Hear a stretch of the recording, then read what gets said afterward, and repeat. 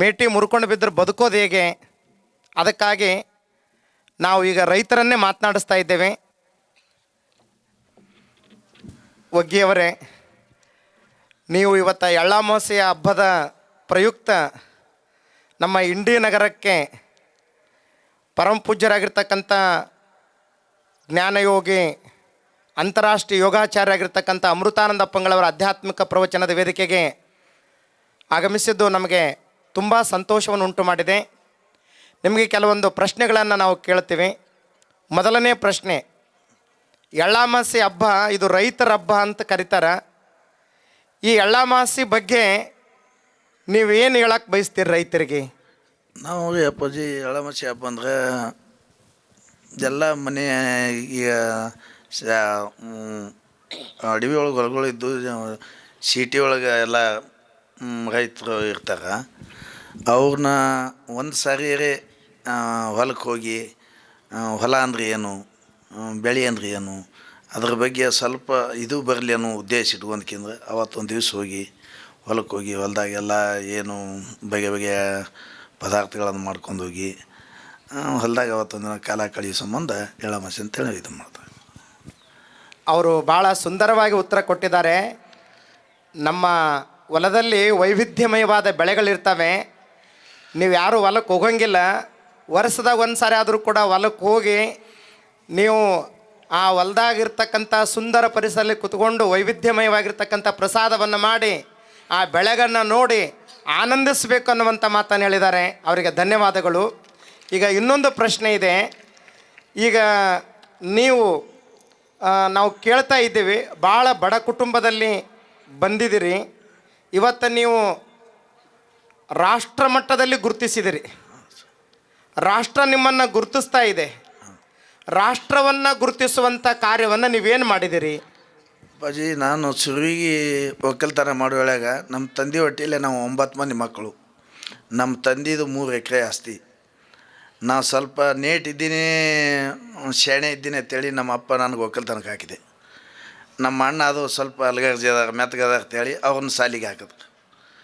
ನಾನು ಒಕ್ಕಲ್ತನ ಎಂದು ಕಾಲಿಟ್ಟೆ 3 ಎಕರೆ ಆಸ್ತಿ ಮೇಲೆ 2 ಎತ್ತುಗಳು ಮಾಡಿ ಒಕ್ಕಲ್ತನ ಕಾಲಿಟ್ಟೆ. ಪ್ರತಿಯೊಂದು ಹೊಸ ನಮೂನೆ ಮಾಡಿದೆ ಒಕ್ಕಲ್ತನ. ಪ್ರತಿಯೊಂದು ಹೊಸ ನಮೂನೆ. ಅದಕ್ಕೆ ಯಾವುದು ಹೊಸ ನಮೂನೆ ಮಾಡಿದೆ ಅದಕ್ಕೆ ಪ್ರತಿಯೊಂದಕ್ಕೆ ನಮ್ಮ ಅಪ್ಪ ಆಡ ಬರ್ತಿದ್ದ. ಇದು ಹಿಂಗೆ ಮಾಡಿದ್ರೆ ಹಾಳಾಗ್ತದೆ, ಹಿಂಗೆ ಮಾಡಿದ್ರೆ ಹಾಳಾಗ್ತದೆ, ನೀ ಮಾಡ್ಕೊಂಡೆ ತಿನ್ನಂಗಿಲ್ಲ ಹಿಂಗೆ ಮಾಡಿದ್ರೆ ಅಂದ್ರೆ ಪ್ರತಿಯೊಂದು ಹೊಸ ಪದ್ಧತಿ ಮಾಡಿ ನಮ್ಮ ಅಪ್ಪಗೆ ಹೇಳ್ತಿದ್ದೆ ನಾನು, ಅಪ್ಪಾಜಿ ನಾವು ಮಾಡೋದ್ರಾಗ ಏನಾರ ಫೇಲ್ ಆಯಿತು, ನೀ ಬೆಳೆಯೋದಕ್ಕಿಂತ ನಾನು ಒಂದು ಚೀಲ ಕಡಿಮೆ ಬೆಳೆದ ನಾನು ನೀ ಹೇಳ್ದಂಗೆ ಕೇಳ್ತೀನಿ. ನಾನು ಒಂದು ವೇಳೆ ನಾ ಮಾಡಿದ್ದು ಚಲೋ ಬತ್ತು ಅಂದ್ರೆ ನಾ ಏನು ಹೇಳ್ತೀನಿ ಅದಕ್ಕೆ ಸಹಕರಿಸ್ಬೇಕಪ್ಪ ಅಂತೀನಿ.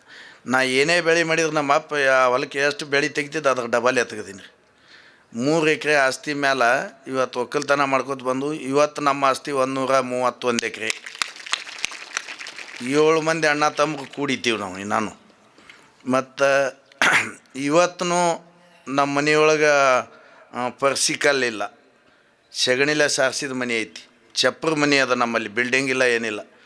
ಒಂದು 4-5 ಗುಡಿಸಲಗಳು ಹಾಕಿವೆ ಪ್ರತಿಯೊಂದು ತೋಟದಾಗ.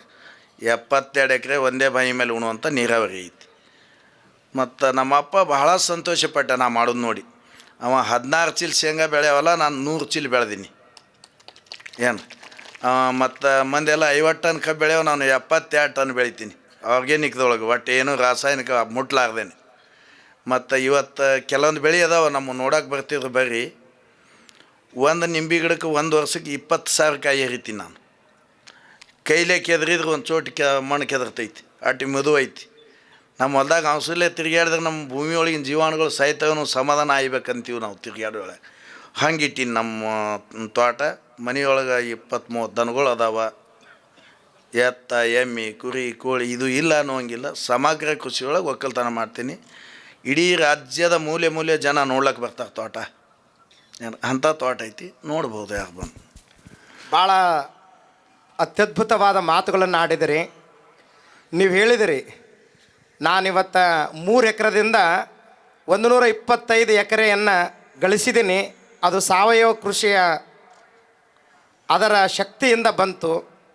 ಆದರೆ ಶ್ರೀಮಂತರಾದ ಮೇಲೆ ಭವ್ಯವಾಗಿರ್ತಕ್ಕಂಥ ಮಹಲ್ಗಳನ್ನು ಕಟ್ತಾರೆ ಒಕ್ಕಲಿಗರಿಗೂ ಕೂಡ. ಆದರೆ ನಾನು ಯಾವುದೇ ಮಹಲಗಳನ್ನು ಕಟ್ಟಲಿಲ್ಲ, ಗುಡಿಸಲ್ದಾಗನೇ ವಾಸ ಮಾಡ್ತೀನಿ ಅಂತ ಹೇಳಿದ್ರಿ. ಆದರೆ ಇವತ್ತು ಎಲ್ಲರೂ ದೊಡ್ಡ ದೊಡ್ಡ ಮಹಲಗಳನ್ನು ಕಟ್ಟ್ಯಾರ, ಗುಡಿಸಲ್ದಾಗ ವಾಸ ಮಾಡ್ತಿರಲ್ಲ. ಮತ್ತು ನಿಮ್ಮ ಮನೆಯಾಗಿರ್ತಕ್ಕಂಥವ್ರಿಗೆ ಮಹಲಗಳನ್ನು ನೋಡಿ ನಾವೇನು ಗುಡಿಸಲ್ದಾಗ ಇದ್ದೀವಿ ಅಂತ ಕೀಳಿರಿಮೆ ನಿಮಗೆ ಬಂದಿಲ್ಲೇನು? ಇಲ್ಲ ಸರ, ನಮ್ಮ ಮನೆಯವರು ಭಾಳ ಸಂತೋಷ ಪಡ್ತಾರೆ. ನಮ್ಮ ಅಣ್ಣ ಕಾರವಾರ ಮಾಡಿ ಅಗದಿ ನಮಗೆ ಹೆಂಡಿಲೆ ಸಾರಿಸಿದ ಮನೆಯೊಳಗೆ ಇಟ್ಟು ನಾವು ಎಷ್ಟು ಶ್ರೀಮಂತರು ಇದ್ದೆವು. ಯಾಕಂದ್ರೆ ಎಲ್ಲರೂ ಪ್ರತಿಯೊಬ್ಬರು ಶುಗಾರ, ಬಿ ಪಿ, ಅವು ಇವು ಏನೇನೋ ಕಾಯಿಲೆಗಳವ. ನಮ್ಮ ಮನೆಯೊಳಗೆ ಯಾರೂ ಒಂದು ಗುಳಿಗೆ ತೊಗೊಳಂಗಿಲ್ಲ. ಏನು ಎಲ್ಲರೂ ಎಷ್ಟು ದಟ್ಬಿಟ್ಟು ಅದಾಗ. ನನಗೆ 66 ವರ್ಷ ವಯಸ್ಸು. ಈಗ ನಾನು ಏನಾನು ತುಂಬ ಚೀಲ ಹೊತ್ಕೊಂಡು ತಿರುಗಾಡ್ತೀನಿ ನಾನು. ಏನು ಮತ್ತು ಪ್ರತಿಯೊಬ್ಬರು ನಮ್ಮ ಮನ್ಯಾಗ ಎಷ್ಟು ಮಕ್ಕಳು ಈಗ 50 ಜನ ಇದ್ದೀವಿ ನಾವು. ಎಲ್ಲರೂ ನೋಡ್ರಿ ನೀವು ಎಷ್ಟು ಸದೃಢಾಗ್ಯಾರ. ಈ ಆರ್ಗ್ಯಾನಿಕ್ ತಿನ್ನೋದ್ರಿಂದ ಏನು ತಿನ್ಲಾಕ ನಾವು ಬೆಳಿತೀವಿ ಎಲ್ಲನೂ ಆರ್ಗ್ಯಾನಿಕ್ ಐತಿ, ಯಾವುದೂ ರಾಸಾಯನಿಕ ಇಲ್ಲ. ಜೋಳ, ಗೋಧಿ ಪ್ರತಿಯೊಂದು ಏನು ಮಾಡ್ತೀವಿ ಎಲ್ಲ ಆರ್ಗ್ಯಾನಿಕ್ ಮಾಡ್ತೀವಿ. ಉಪ್ಪ ಎಣ್ಣೆ ಆಡಿಬಿಟ್ರೆ ಎಲ್ಲನೂ ಮನೆಯೊಳಗೆ ಬೆಳಿತೀವಿ ನಾವು.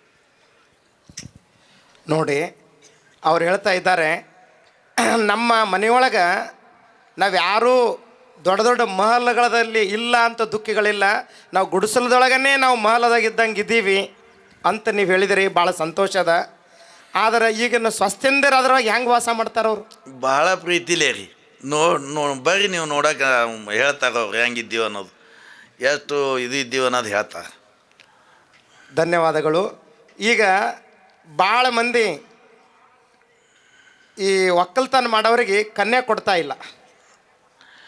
ಯಾಕೆ ಕನ್ಯೆ ಕೊಡ್ತಾ ಇಲ್ಲ? ಮತ್ತು ಈ ಹುಡುಗರು ಒಕ್ಕಲ್ತನ ಮಾಡೋರಿಗೂ ಕೂಡ ನಾ ಮುಂದೆ ನೀ ಮುಂದೆ ಅಂತ ತಿಳ್ಕೊಂಡು ಕನ್ಯೆ ಕೊಡ್ಲಿಕ್ಕೆ ಬರಬೇಕಾಗಿತ್ತಂದ್ರೆ ಹುಡುಗರು ಏನು ಮಾಡಬೇಕು?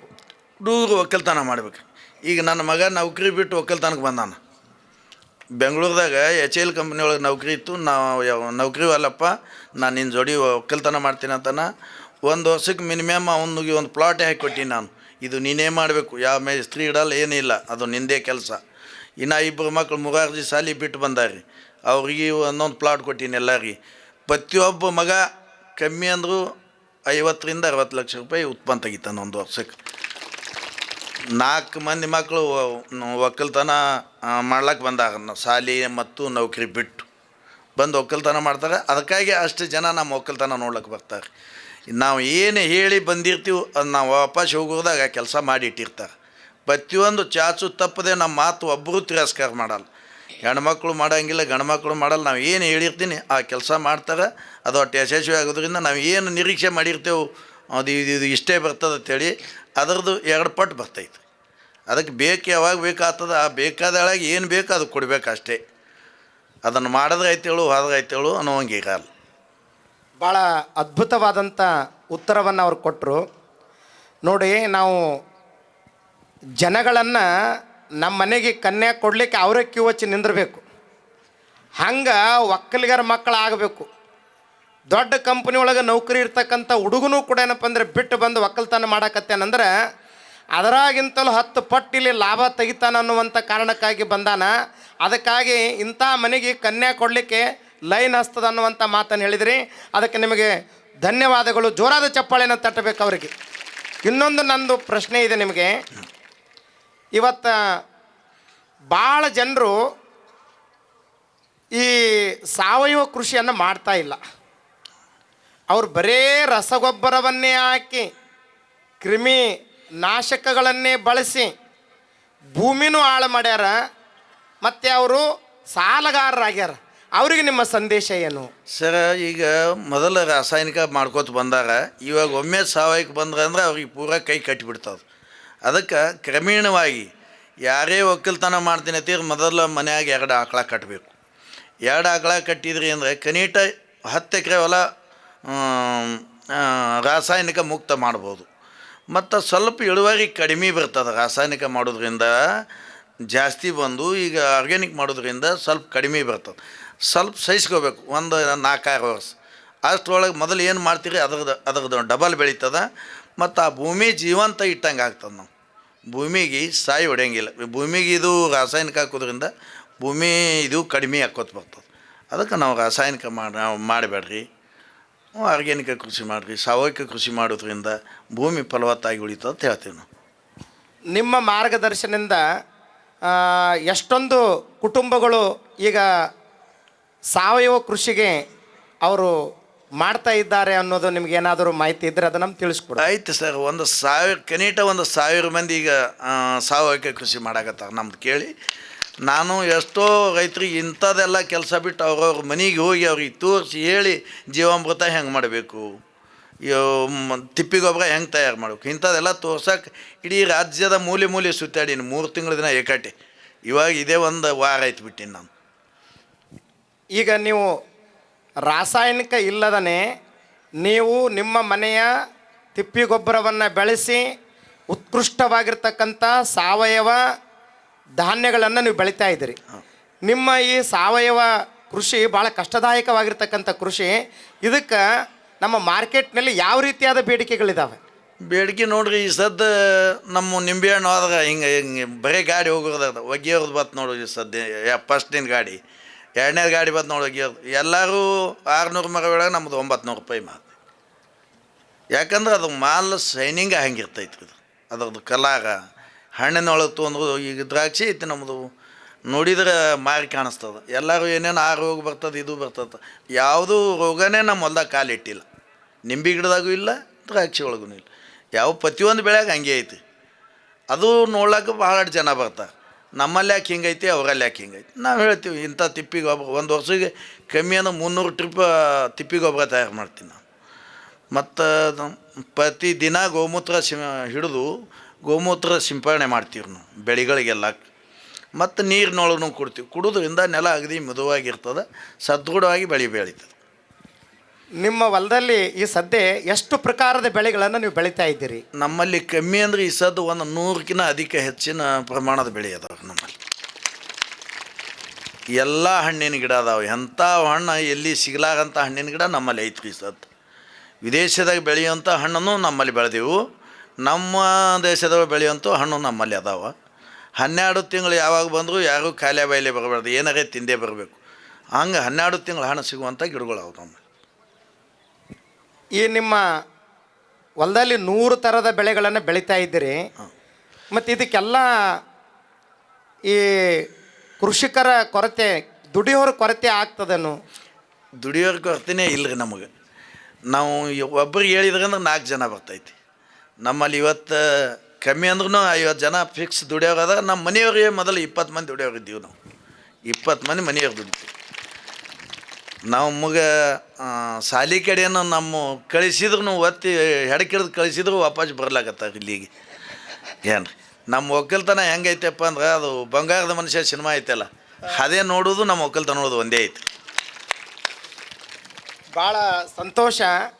ಬಂಗಾರದ ಮನುಷ್ಯ ಸಿನಿಮಾ ನೀವು ಅಲ್ಲಿ ಬರೇ ಚಿತ್ರದಾಗ ನೋಡಿರಿ, ಆದರೆ ರಿಯಲ್ ಬಂಗಾರದ ಮನುಷ್ಯ ಇಲ್ಲಿ ನಮ್ಮ ನಾಡಿನೊಳಗೆ ಯಾರಾದರೂ ಇದ್ದರೆ ಅದು ಒಗ್ಗೆಯವರಿದ್ದಾರೆ. ಅವರಿಗೊಂದು ಜೋರಾದ ಚಪ್ಪಾಳೆಯನ್ನು ತಟ್ಟೋಣ. ಇಂಥ ಒಬ್ಬ ಬಂಗಾರದಂಥ ಮನುಷ್ಯ ಇವತ್ತು ವೇದಿಕೆ ಬಂದು ಕುಂತಿದ್ದಾನೆ. ಭಾಳ ಸಂತೋಷ ಆಗ್ಯದ. 3 ಎಕರೆ ಇದ್ದಂಥ ವ್ಯಕ್ತಿ ಇವತ್ತು 120 ಎಕರೆಯನ್ನು ಗಳಿಸಿ ಇಡೀ ಸಾವಿರಾರು ಕುಟುಂಬಗಳಿಗೆ ಸಾವಯವದ ಮಾರ್ಗದರ್ಶನವನ್ನು ತೋರಿರ್ತಕ್ಕಂಥ ಈ ವ್ಯಕ್ತಿಗೆ ನಮ್ಮ ಭಾರತ ಸರ್ಕಾರ ಇವರನ್ನು ಗುರುತಿಸಿ ರಾಷ್ಟ್ರ ಮಟ್ಟದ ಪ್ರಶಸ್ತಿಯನ್ನು ನಿಮಗೆ ಕೊಟ್ಟರು. ಬಿಲಿಯನೇರ್ ಪ್ರಶಸ್ತಿ ಕೊಟ್ಟರು. ಬಿಲಿಯನೇರ್ ಅಂತೇಳಿ ಪ್ರಶಸ್ತಿ ಕೊಟ್ಟರು. ಆ ವಿಶೇಷವಾಗಿರ್ತಕ್ಕಂಥ ಪ್ರಶಸ್ತಿ ನಿಮಗೆ ಬಂತಲ್ಲ, ನಿಮಗೆ ಯಾಕೆ ಅನ್ನಿಸ್ತು? ನನಗೆ ಎಷ್ಟು ಕಷ್ಟಪಟ್ಟು ಎಂಥ ಸಣ್ಣ ಒಕ್ಕಲ್ತನ ಈ ಮಟ್ಟಕ್ಕೆ ಮಾಡೀನಿ ಅಂದ್ರೆ ಇದನ್ನು ಗುರುತಿಸೋದೇ ಭಾಳ ಕಠಿಣ. ಯಾಕಂದ್ರೆ ನಾನು ಒಕ್ಕಲ್ತನ ಮಾಡೋಳಗೆ ನನಗೆ ಹಿಟ್ಟಿನ ಗಿರಣಿ ಕಿರಾಣಿ ಅಂಗಡಿ ಆಡಿಬಿಟ್ರೆ ಏನೂ ಗೊತ್ತಿದ್ದಿಲ್ಲ. ಅವತ್ತು ನಮ್ಮ ಅಗ್ರಿಕಲ್ಚರ್ ಎಲ್ಲ ಆಫೀಸರ್ಗಳು ನಾ ಮಾಡಿದ್ದು ನೋಡ್ಲಿಕ್ಕೆ ಬಂದು ನಮ್ಮನ್ನು ಮಾಧ್ಯಮದವ್ರು ಮುಂದೊಯ್ತಾರೆ. ಅದಕ್ಕೆ ಒಯ್ದ ಬಳಿಕ ನಮ್ಮ ಒಕ್ಕಲ್ತನ ಏನು ಅನ್ನೋದು ಭಾಳ ಜನಕ್ಕೆ ಗೊತ್ತಾಯ್ತು. ಗೊತ್ತಾದ ಬಳಿಕ ಪ್ರತಿಯೊಬ್ಬರು ಕೃಷಿ ವಿಜ್ಞಾನಿಗಳೆಲ್ಲ ನಮ್ಮ ತೋಟಕ್ಕೆ ಬರ್ಲಾಕತ್ತು. ಏನು ಇವಾಗ ನಮ್ಮ ನಿಂಬೆ ಗಿಡ ನೋಡೋಕೆ ಬರ್ತಾರೆ, ಎಲ್ಲ ಹಿರಿಯ ವಿಜ್ಞಾನಿಗಳು ಬರ್ತಾರೆ. ಬಂದು ನಾವು ಏನು ಮಾಡ್ತೀವಿ ಎಲ್ಲ ನೋಡ್ತಾರೆ. ನೋಡಿ ನಮ್ಮ ಸಲಹೆ ಕೇಳಿಕಿಂದ್ರೆ ಎಷ್ಟೋ ಮಂದಿಗೆ ಹೇಳ್ತಾರೆ. ಹಂಗೆ ಮಾಧ್ಯಮದವರಿಂದ ನಮ್ಗೆ ಇದು ನಮ್ಮನ್ನು ಗುರುತಿಸಿ ನಮ್ಮ ನಾಡಿನ ಮಾಧ್ಯಮದವರು ನಮ್ಮನ್ನು ಗುರುತಿಸುವಂಥ ಕಾರ್ಯವನ್ನು ಮಾಡಿದ್ದಾರೆ. ಇವತ್ತು ರಾಷ್ಟ್ರಮಟ್ಟದಲ್ಲಿ ನಾನು ಗುರುತಿಸಲಿಕ್ಕೆ ನಾನು ಮಾಡುವಂಥ ಕಾರ್ಯ ಅನ್ನುವಂಥದ್ದನ್ನು ಹೇಳಿರ್ತಕ್ಕಂಥ ಬಗ್ಗೆಯವರಿಗೆ ಮತ್ತೊಮ್ಮೆ ಜೋರಾದ ಚಪ್ಪಾಳೆಯನ್ನು ತಟ್ಟೋಣ ನಾವು. ಈಗ ನಾನು ಕೊನೆಯದಾದ ಪ್ರಶ್ನೆ, ಯಾಕಂದರೆ ಇವತ್ತು ಎಳ್ಳಮಾಸಿ ಹಬ್ಬ ಇದೆ. ಈ ಎಳ್ಳಮಾಸಿ ಹಬ್ಬದ ಪ್ರಯುಕ್ತವಾಗಿ ನಮ್ಮ ಜನರು ಅವ್ರು ಏನೇನೋ ಹೊರಗಿಂದ ತಂದು ಏನೇನೋ ಮಾಡಿಕೊಂಡು ಊಟ ಮಾಡ್ಲಕತ್ಯಾರ. ನಾವು ಯಾವ್ಯಾವ ರೀತಿಯಿಂದ ಪದಾರ್ಥಗಳನ್ನು ತಯಾರು ಮಾಡಬೇಕು, ಯಾವ ರೀತಿಯಿಂದ ಪದಾರ್ಥಗಳನ್ನು ನಾವು ಹೊಲಕ್ಕೆ ತೊಗೊಂಡು ಹೋಗ್ಬೇಕು ಅನ್ನೋದನ್ನು ಅವರಿಗೆ ತಾವು ಹೇಳಬೇಕು. ನಿಮ್ಮ ಮನೆಗೆ ಏನೇನು ಮಾಡಿರ್ತೀರಿ ಇವತ್ತು ವಿಶೇಷವಾಗಿ? ಸರ್, ನಮ್ಮ ಮನ್ಯಾಗ ನೋಡ್ರಿ ಎಲ್ಲ ಧಾನ್ಯಗಳು ಏನಿರ್ತಾವ ಅದರಲ್ಲಿ ಹಿಂಡಿ ಪಲ್ಯ ಮಾಡಿರ್ತಾರೆ, ಪುಂಡಿ ಪಲ್ಯ ಮಾಡಿರ್ತಾರೆ, ಪ್ರತಿಯೊಂದು ಏನು ಕಾಯಿ ಪಲ್ಯ ಇರ್ತದೆ ಅದನ್ನೆಲ್ಲ ಹಾಕಿ ಮಾಡಿರ್ತಾರೆ. ಸಜ್ಜಿ ರೊಟ್ಟಿ ಮಾಡ್ತಾರೆ ಮತ್ತು ಶೇಂಗಾ ಹೋಳಿಗೆ ಮಾಡ್ತಾರೆ. ಎಲ್ಲ ವಿವಿಧ ಏನೇನು ಅನ್ನಿಸ್ತದೆ ಅದೆಲ್ಲ ಮಾಡಿ ಎಲ್ಲ ನಾಲ್ಕಾರು ತಮ್ಮ ಬೇಕಾದವ್ರು ಆಜು ಬಾಜುದವ್ರಿಗೆ ಎಲ್ಲರಿಗೆ ಕರ್ಕೊಂಡು ಹೋಗಿ ಅವತ್ತೊಂದು ದಿನ ಹೊಲದಾಗ ಎಲ್ಲ ತಿರುಗಾಡಿ ಹೊಲ ನೋಡಿ ಊಟ ಮಾಡಿ ಬರ್ತಾರೆ. ಇವತ್ತು ಎಳ್ಳಮಾಸಿ ಹಬ್ಬ ವೈವಿಧ್ಯಮಯವಾಗಿರ್ತಕ್ಕಂಥ ಪದಾರ್ಥಗಳನ್ನು ಅವು ದೇಸಿ ಸಾವಯವ ನಮ್ಮ ಹೊಲದಾಗ ಬೆಳೆದಿರ್ತಕ್ಕಂಥ ಆ ಧಾನ್ಯಗಳಿಂದನೇ ಹಿಂಡಿ ಪಲ್ಯ ಮಾಡ್ತೀವಿ, ಪುಂಡೆ ಪಲ್ಯ ಮಾಡ್ತೀವಿ. ಏನೆಲ್ಲ ವೈವಿಧ್ಯಮಯವಾಗಿರ್ತಕ್ಕಂಥ ಪ್ರಸಾದವನ್ನು ನಾವು ತಯಾರಿಸಿ ನಾವೆಲ್ಲರೂ ಕುಳಿತುಕೊಂಡು ಆನಂದವಾಗಿ ಪ್ರಸಾದವನ್ನು ಭೂಮಿ ತಾಯಿ ಮಡಲಲ್ಲಿ ಕೂತ್ಕೊಂಡು ಆನಂದವಾಗಿ ಪ್ರಸಾದವನ್ನು ಮಾಡ್ತೀವಿ ಅನ್ನುವಂಥ ಮಾತನ್ನು ಹೇಳಿರ್ತಕ್ಕಂಥ ಒಗ್ಗೆವರೆಗೆ ಒಂದು ಜೋರಾದ ಚಪ್ಪಾಳೆಯನ್ನು ತಟ್ಟೋಣ. ಈಗ ಸಮಯ ಆಗಿರೋದರಿಂದ ಕೊನೆಯದಾದ ಒಂದು ಪ್ರಶ್ನೆಯನ್ನು ಅವ್ರಿಗೆ ಕೇಳ್ತಾ ಇದ್ದೀನಿ. ನಿಮಗೆ ಇವತ್ತು ವರ್ಷಕ್ಕೆ ನಿವ್ವಳ ಲಾಭ ಆದಾಯ ನಿಮಗೆ ಎಷ್ಟು ಸಿಗ್ತದೆ? ಸರ್, ನನಗೆ ಈ ಸದ್ದ ನಮ್ಮದು ಬರ್ತಕ್ಕಂಥ ಆದಾಯ 3 ಕೋಟಿಗಿಂತ ಅಧಿಕ. ಎಲ್ಲ ಹೋಗಿ ನೀವುಳಲ್ಲ ನಮಗೆ ಉಳಿತಕ್ಕಂಥ 1 ಕೋಟಿಗಿನ ಕಡಿಮೆ ಯಾವಾಗ ಉಳಿಸೋಳಂಗಿಲ್ಲ. 1 ಕೋಟಿ ರೂಪಾಯಿಗಿನ ಮ್ಯಾಲೆ ಉಳಿತೈತಿ ನಮ್ಮ ಒಕ್ಕಲ್ತನದೊಳಗೆ. ನಿಮ್ಮ ಮನೆತನದ ವಿವರವನ್ನು ಕುರಿತು ಹೇಳಬೇಕಂತ ನಮ್ಮಲ್ಲಿ ಸಾರ್ವಜನಿಕರು ಕೇಳ್ತಾ ಇದ್ದಾರೆ. ನಿಮ್ಮ ಹೆಸರು ನಿಮ್ಮದೆಲ್ಲ ಇದು ಏನೈತಲ್ಲ ಅದರ ಪರಿಚಯವನ್ನು ಮಾಡಿಕೊಡ್ಬೇಕು. ನೋಡ್ರಿ, ನನ್ನ ಹೆಸರು ಬೀರಪ್ಪ ಚಿನ್ನಪ್ಪ ಒಗ್ಗಿ, ಸಾಕಿನ್ತಾಂಬ, ತಾಲೂಕಿಂಡಿ, ಜಿಲ್ಲಾ ಬಿಜಾಪುರ. ನನ್ನ ಮೊಬೈಲ್ ನಂಬರ್ 9446100884. ನಿಮ್ಮ ಮನ್ಯಾಗ ನೀವು ಯಾರಾದರೂ ಪ್ರಶ್ನೆ ಕೇಳೋರಿದ್ರೆ ಕೇಳ್ಬೋದು. ನಮ್ಮ ಉತ್ತರ ಏನರಿ ಅಂದ್ರೆ, ನಾವು ಯಾರು ಒಕ್ಕಲ್ತನ ಮಾಡ್ಬೇಕತ್ತೀರಿ, ನಿಮಗೆ ಏನರಿ ಅದ್ರ ಬಗ್ಗೆ ಅನುಭವದ ಕೊರತೆ ಇತ್ತು ಅಂದ್ರೆ ಒಂದು ಸಾರಿ ನಮ್ಮ ತೋಟ ವಿಸಿಟ್ ಮಾಡಿರಿ. ನಮ್ಮ ಸಣ್ಣ ಮಗ ಸತ್ಯಕ್ಕೆ ತಿರುಗಾಡಿಸ್ಕೊಂಡು ಹೇಳ್ತಾನೆ, ಇಂಥದ್ದೇ ಮಾಡೀರಿ, ಹಿಂಗೆ ಮಾಡೀವಿ, ನೀವು ಹಿಂಗೆ ಮಾಡಿರಿ. 2ನೇ ವರ್ಷಿಗೆ ನಮ್ಮ ಹೆಸರು ಹೇಳ್ತೀರಿ ನೀವು, ಒಗ್ಗೆಯವ್ರ ಸಲ ಇದೀನಿ, ನನ್ನ ಒಕ್ಕಲ್ತನ ಹಿಂಗಾಗ್ಯದ ಅಂತೇಳಿ. ಮತ್ತು ಅಂಥವ್ರು ಆದವರು ಉದಾಹರಣೆನೂ ತೋರಿಸ್ತೀನಿ ಎಷ್ಟು ಮಂದಿ ಆಗ್ಯಾರ ಅನ್ನೋದು. ಒಂದು ಸಾರಿ ನಮ್ಮ ತೋಟ ವಿಸಿಟ್ ಮಾಡಿರಿ, ಒಂದು ಸಾರಿ ಏನು ಮಾಡೀವಿ ಅನ್ನೋದು ನೋಡಿರಿ. ಮತ್ತು ನಾವು ಹೇಳೋದು ಕಡಿಮೆ, ನಾ ಹೇಳೋದೇ ಕಡಿಮೆ. ನಮ್ಮಲ್ಲಿ ನೋಡಿದರೆ ಇದು ನಾ ಹೇಳಿದ್ರೆ 100 ಪಟ್ಟು ಐತಿ. ನನಗೆ ಹೇಳಕ್ಕೆ ಬರೋಂಗಿಲ್ಲ ಅಂತೇಳಿ ನಾ ಅಷ್ಟು ನಮ್ಮ ಸಾಧನೆ ಅದಾವ, ಸಾಧನೆ ನೋಡ್ಬೋದು ನೀವು ಬಂದು. ಅವರು ಹೇಳ್ತಾ ಇದ್ದಾರೆ, ನಾನು ನಿನ್ನೆನೂ ಕೂಡ ನಾನು ಮಾತನಾಡಿದಾಗ ಅವ್ರು ಹೇಳಿದರು, ಅಪ್ಪೋರೇ ನೀವು ಕುತ್ಕೊಂಡು ಏನಾದರೂ ಕೇಳಿದ್ರೆ ನಾನು ಮಾಡಿದ್ದು ಹೇಳ್ಬೋದು, ಆದರೆ ನಾನು ಭಾಷಣಕಾರನಲ್ಲ, ಮಾತನಾಡೋವನಲ್ಲ, ನಾನು ಕಾರ್ಯವನ್ನು ಮಾಡಿ ತೋರಿಸುವಂಥವನು ಅನ್ನುವಂಥ ಭಾಳ ಅಭಿಮಾನದ ಮಾತುಗಳನ್ನ ಹೇಳಿ ನಮ್ಮ ಅಪ್ಪಗಳವರ ಜ್ಞಾನಯೋಗಿ ಸಿದ್ದೇಶ್ವರ ಅಪ್ಪಗಳವರು ಏನಾದರೂ ವಿಶೇಷ ಕಂಡ್ರೆ ಅವರನ್ನು ಕರೆಸ್ತಿದ್ರು. ಇಲ್ಲಿ ಮತ್ತೆ ಅಂಥ ಈ ನಾಡಿನ ಒಬ್ಬ ಶ್ರೇಷ್ಠ ರೈತನನ್ನು, ತಾವೇ ಸ್ವತಃ ಭೂಮಿಯೊಳಗೆ ಮಣ್ಣಾಗಿ ದುಡಿಯುವಂಥ ರೈತನನ್ನು ಈ ವೇದಿಕೆಗೆ ಪರಿಚಯ ಮಾಡಿಸಿರ್ತಕ್ಕಂಥ ಕೀರ್ತಿ ಅದು ಪರಮ ಪೂಜ್ಯರಾಗಿರ್ತಕ್ಕಂಥ ಜ್ಞಾನಯೋಗಿ ಸಿದ್ದೇಶ್ವರಪ್ಪಗಳವರ ಕರುಣೆಯ ಕರಕಮಲ ಸಂಜಾತರಾಗಿರ್ತಕ್ಕಂಥ ಅಮೃತಾನಂದಪ್ಪಗಳವರೇ ಸಲ್ತಾ ಇದೆ. ಅವರ ಆಂತರ್ಯದಲ್ಲಿ ಬುದ್ಧಿಸೇವರೇ ಒಳಹೊಕ್ಕು ಈ ಕಾರ್ಯವನ್ನು ಮಾಡಿಸಿದ್ದಾರೆ. ಅಪ್ಪಗಳವರ ಕಾರ್ಯ ಈ ರೀತಿಯಾಗಿ ನೀವು ನೋಡಬೇಕು. ನಿನ್ನೆ ಒಬ್ಬ ರೈತನನ್ನು ಕರೆಸಿ ಬೆಲ್ಲ ತಯಾರು ಮಾಡಿದರು. ಬೆಲ್ಲ, ಸ್ವತಃ ಬೆಲ್ಲ, ನೀವು ಬೆಲ್ಲ ತಿಂದ್ರೆ ಅಮೃತ ತಿಂದಂಗೆ ಆಗ್ತದೆ. ನಿನ್ನೆನೇ ಒಂದು ಪ್ರಾಯೋಗಿಕವಾಗಿ ಎಷ್ಟು ಕಷ್ಟದ ಅನ್ನೋದನ್ನು ಅಪ್ಪೋರು ತಾವ ಸ್ವತಃ ಅವರು ಕಬ್ಬನ್ನು ಗಾಣದಾಗ ಕಬ್ಬು ಅವರೇ ಕೊಟ್ಟು ಕಾರ್ಯವನ್ನು ಮಾಡಿದರು. ಅದಕ್ಕಾಗಿ ಬಂಧುಗಳೇ, ಈಗ ನಮ್ಮ ಪ್ರಶ್ನೆ ಕೇಳ. ನಿಮ್ಮ ಮನೆಯೊಳಗೆ 50-60 ಜನ ಅಂತ ಹೇಳ್ತೀರಿ, ಹೌದು. ನ್ಯಾಯ ಪಂಚಾಯತಿ ಏನೂ ಬರಲ್ಲ, ಜಗಳ ಏನೂ ಬರಲ್ಲಲ್ಲ? ಒಂದು ಇನ್ನೊಂದು ಪ್ರಶ್ನೆ, ಈ ನ್ಯಾಯ ಪಂಚಾಯತಿ ಬಂದಾಗ ಅತ್ತಿ ಸೊಸಿ ಜಗಳ, ಅಣ್ಣ ತಮ್ಮರ ಜಗಳ, ಮಕ್ಕಳ ಜಗಳ ಈ ಬಂದಾಗ ನೀವು ಹ್ಯಾಂಗೆ ಬಗೆಹರಿಸ್ತೀರಿ? ಸರ, ನಮ್ಮ ಮನೆಯೊಳಗೆ ಹೆಂಗೈತಪ್ಪ ಅಂದ್ರೆ ಏನಾರೇ ಜಗಳಾಡ್ತಾರೆ, ಏನಾರೇ ಮಾತಾಡ್ತಾರೆ, ನನ್ನ ಸೈಕಲ್ ಮೋಟ್ರ್ ನಮ್ಮ ಮನೆ ಮುಂದೆ ಹೋಯ್ತು ಅಂದ್ರೆ ಎಲ್ಲ ಸ್ವಿಚ್ ಆಫ್ ಇರ್ತಾವೆ. ಯಾರಿಗೆ ಯಾಕೋಲಿ ಅನ್ನವಲ್ಲ ನಾನು, ಯಾರಿಗೆ ಒಬ್ಬರು ಹೆಣ್ಮಕ್ಳಿಗೆ ಹೆಸರಂದು ಬೈದಾವಲ್ಲ ನಾನು. ಬರೇ ಮಾಮ ಬಂದ, ನಮ್ಮ ಅಪ್ಪ ಬಂದ, ನಮ್ಮ ಕಾಕ ಬಂದ ಅಂತೇಳಿ ನನ್ನ ಗಾಡಿ ಮನೆ ಮುಂದೆ ಹೋಗೋದಾಗ ಎಲ್ಲ ಸ್ವಿಚ್ ಆಫ್, ಎಲ್ಲ ಜಗಳ ಬಗೆಹರಿದಿರ್ತಾವೆ. ಮುಂದೆ ಯಾರು ಅದ್ರ ಮುಂದಿನ ಮಾತು ಎತ್ತಂಗಿಲ್ಲ. ಸ್ವಲ್ಪ ಏನಾರೇ ಅನಿಸ್ತು ಅಂದರೆ ಒಂದು ಫೋನ್ ಮಾಡ್ತಾರೆ, ಯಾಕೋ ಇವ ಹಿಂಗೆ ಅಲ್ಲಗತ್ತಾನಪ್ಪ ಒಂದು ಬಾ ನೀ ಅತ್ತಾರ. ನಾ ಸೈಕಲ್ ಮೋಟ್ರ್ ಕಾಣಿಸೋದಾಗ ಎಲ್ಲರೂ ಇದಕ್ಕಿದ್ದ ನಮ್ಮ ಕೆಲಸದ ಮೇಲೆ. ನೋಡ್ರಿ ಹಾಂ, ಒಂದು ಮಾತು ಯಾರಿಗೆ ನೀ ಹಿಂಗೆ ಕಂದಿದೆ ಅವನಿಗೆ ಕೇಳಂಗಿಲ್ಲ. ನಾನು ಕೇಳೋದಾಗೆ ತಮ್ಮ ಬಗೆಹರಿಸ್ಕೊಂತಿರ್ತಾರೆ. ಸರ್ ನಂದೊಂದು ಪ್ರಶ್ನೆ. ನಾನು ನಮ್ಮ ತಂದೆಯವ್ರ ಜೊತೆ 20 ವರ್ಷ ಹೊಲಕ್ಕೆ ಹೋಗೀನಿ. ಹಾಂ ನಮ್ಮ ತಂದೆಯವ್ರು ಹೇಳ್ತಿದ್ರು, ಹಾಂ ಹೊಲ್ದಾಗ ಹೋಗಿ ಕೆಲಸ ಮಾಡಿದ್ರೆ ಹೊಲ ನಿನಗೆ ಮಾತಾಡ್ಸೋದತ್ ಹೇಳ್ತಿದ್ರು. ಹೌದು ಸರ್. ಅದಕ್ಕೆ ನಾನು 20 ವರ್ಷ ನನಗೆ ಕೂಡ ಹೊಲ ಮಾತಾಡಲಿಲ್ಲ. ಅದಕ್ಕೆ ಅದ್ರ ಅನುಭವ ತಮ್ಗೆ ಏನಾದರೂ ಆಗ್ಯದೇನ? ಆಯ್ತು ಸರ್. ನಮ್ಮ ಹೊಲ ನಮ್ಮ ನಿಂಬೆ ಗಿಡ ನಾನು ಜೋಡಿ ಮಾತಾಡ್ತಾವೆ ದಿನ. ನಮ್ಮ ನಿಂಬೆ ಗಿಡ ನಾವು ಹೊಲಕ್ಕೆ ಪ್ರತಿದಿನ ಕೆಲಸ ಅವ್ರು ಮಾಡಲ್ಲ. ನಾನು ಪ್ರತಿದಿನ ನಮ್ಮ ನಿಂಬೆ ಗಿಡದಾಗ ಹೋಗ್ತೀನಿ. ಹೋದ್ರಬ್ಲೆ ನಾನು ಮಾತಾಡ್ತಾವೆ, ನನಗೆ ಇಂಥದ್ದು ಕಂಬಿದ್ದದ ಆ ಕೊಡು ಅಂತೇಳಿ. ನೀರು ಕಂಬಿದ್ರೆ ನೀರು ಕೊಡುವತ್ತದ, ಗೊಬ್ಬರ ಕಂಬಿದ್ರೆ ಗೊಬ್ಬರ ಕೊಡುವತ್ತದ. ಕಾಯಿ ಹರಿಲಕ್ಕೆ ಬಂದಿರಿ ಕಾಯಿ ಹರಿ, ಇವು ಕಾಯಿ ಹರಿಲಕ್ಕೆ ಬಂದತ್ತ ಹೇಳ್ತಾರೆ.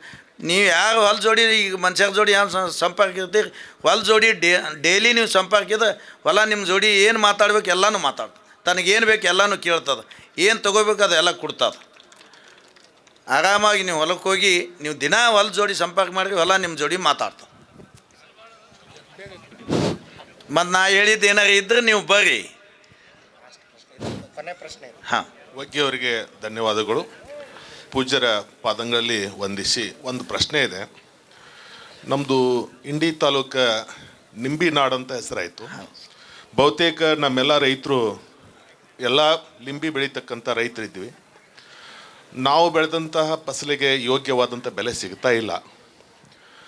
ಆದರೆ ಅದರ ಮೂಲ ಸಮಸ್ಯೆಯನ್ನು ನಾವು ಅರ್ಥ ಮಾಡಿಕೊಂಡ್ರೆ, ರೈತರು ಬೆಳೆದಂತಹ ಲಿಂಬಿಯನ್ನು ಈ ಸ್ಥಳೀಯವಾಗಿಯೇ ಅದರ ಉಪಯೋಗ ಮಾಡಿಕೊಂಡು ಅದರ ಬೈ ಪ್ರಾಡಕ್ಟ್ ಮಾಡಿಕೊಂಡು ಅದನ್ನ ಏನಾದರೂ ಮಾಡಲಿಕ್ಕೆ ಸಾಧ್ಯ ಇತ್ತಂತಂದರೆ, ವಗ್ಗಿಯವರು ದೊಡ್ಡ ಮಹಾನ್ ರೈತರು ಅದಾರ, ರಾಷ್ಟ್ರ ಮಟ್ಟದಲ್ಲಿ ಗುರುತಿಸಿದವರು.